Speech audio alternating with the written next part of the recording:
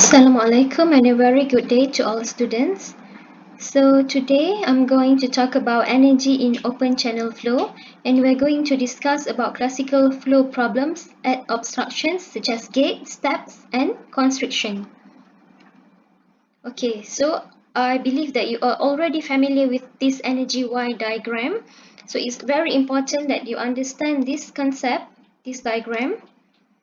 So we have energy at x-axis, and we also have depth at y-axis. So this is when Q is fixed, and in this diagram E is dependent on Y. So the lower section is supercritical and the upper section is subcritical. So here at the tip of this diagram is what we call as critical depth. So this is when energy is minimum. So what is above critical depth is subcritical, and what is below critical depth is supercritical. Okay, this is about Froude number. So this is the formula for calculating Froude number. Froude number is directly related to the flow type. We have three different types of flow, which is supercritical, critical, and also subcritical flow. Okay, so in supercritical flow, it's fast and shallow, and critical flow, we have intermediate flow, and for subcritical flow, the flow is slow and deep. Okay. Okay, this is the propagation of shallow waves. I already showed you this figure on our last lecture. So this is just the refreshment. So the upstream, so must know where is the upstream of the flow. Okay, so it's here, and the flow is moving here. And when you have flow velocity at subcritical, so the propagation of wave will be to the upstream direction. But when you have supercritical flow, the propagation of wave will be to the downstream of flow. So we will look how these waves form in the next video. Okay, this is taken from this website. So you can see this is from this link, YouTube. This is from Aachen University. So it is a very well-known university. So in this video, you can see how subcritical and supercritical flow looks like. So now please pay attention that the flow is moving from left to right. So from this to this section. Okay, let's have a look together.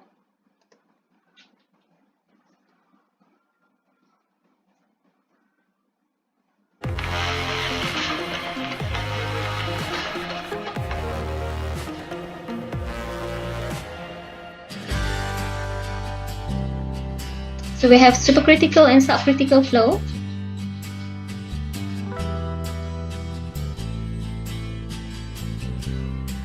So the critical depth is shown in H, but we use symbol Y. That is the same. So this is the formula for calculating Froude number. I already explained you about this. Okay, so this is subcritical flow here, and to the right is supercritical flow. Okay, so this is how it looks like in diagram. Okay, hydraulic jump. We will learn about hydraulic jump later in the next video.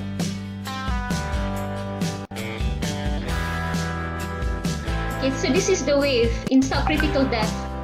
So this is upstream, you see, but this is in downstream. If you have supercritical flow, the wave forms to the downstream direction. This is diagram.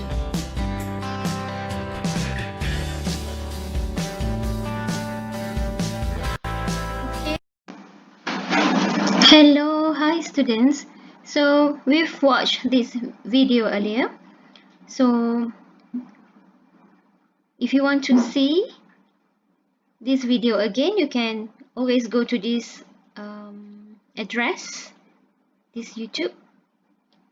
Okay. Okay, let's move on.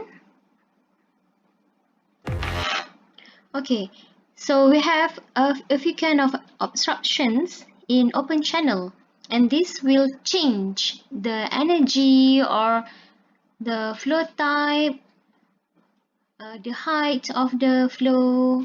So let's see how these obstructions change all these characteristic, all these Q, E, Y. Okay, first we have sluice gate. So in the video, you already see how the sluice gate change the flow type.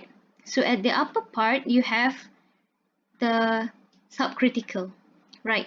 And the downstream part, at the downstream part, you have the supercritical, right? So with the same energy, in this case, you have different depth, which also determine the type of flow. Okay, so the second obstruction is upward steps, which means when you have earlier the Y is deeper than after you have the upward steps. Okay, so when the upward step is having subcritical flow, okay, for example at point 1 you have subcritical flow, at point 2 it will still be subcritical flow, but the flow is moving closer or towards critical condition. Okay, so which means if initially the depth is 2.0, so at downstream position, which means after at the upward step, the depth will be lower. So it's going to be 1.76. Okay, this is from example 2.2. Okay. Another condition where you also have upward step, it's like this, but now the flow is supercritical flow. What happened is here. So first, the energy at upstream is higher than the energy at downstream. Okay, and the Y at upstream also, this is different. The Y at upstream will be lower than the Y at downstream, which means at upstream position you have supercritical flow, but in the downstream position you still have supercritical flow, but the flow is going to be slower because it's moving closer or towards critical condition. Okay, so the keyword in this step, in this condition, yeah, is what is shown in the green box. Okay, please take this message. Yeah. Okay, so now let's see another obstruction, which is downward step. So just now you have upward, now you have downward. Okay, in this example 2.3 in the textbook, you have downward and the flow is subcritical flow. Okay, so you should look here. Yeah. Okay, in this case, E at upstream is lower than E at downstream. Okay, and then Y at upstream is smaller than Y at downstream. Okay, so when you have at upstream the Y is 2, at downstream at Y2 you have Y is equals to 2.2. So at upstream you have subcritical flow, downstream you still have subcritical flow, but it's going to be slower Okay, let's read here. Sekiranya aliran adalah perlahan dekat subcritical sebelum downward step, which is upstream. Selepas downward step, which is downstream, aliran akan jadi bertambah perlahan. Ya, kenapa? Because, okay, macam yang sebelum ni, the take home message is in the green box. A downward step drives the flow away from critical condition. So critical condition is here, which I draw here. This is critical condition, reference point. So kalau kita dapat downward step, the flow tu will be away from critical condition. Maknanya dia akan ke atas. Ni, direction dia ke atas. Okay? Okay, so now lastly we have obstruction.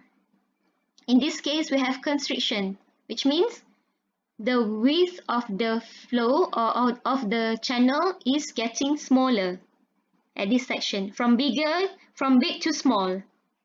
Okay? So now, okay, previously you have Q1 is equals to Q2, right? But E1 is not equals to E2. Okay, and obviously Y1 is not equals to Y2. Yeah? Okay, this is in upward step, downward step, and also in sluice gate. Okay, this condition is observed in sluice gate, upward and downward. But when you have constriction, the situation now is different. Because you have different width of the channel flow, of the open channel, so your Q will be different. So Q1, the unit flow rate, 1 is different than unit flow rate at 2. That's why you have two curves here. Okay? But then in this case, you have similar energy. Okay? Okay, as usual, in this case, this is from the example 2.5. Sorry, I forgot to write here. The example is 2.5. So the flow that you have here is subcritical flow because it's at this section. This is subcritical flow. Okay.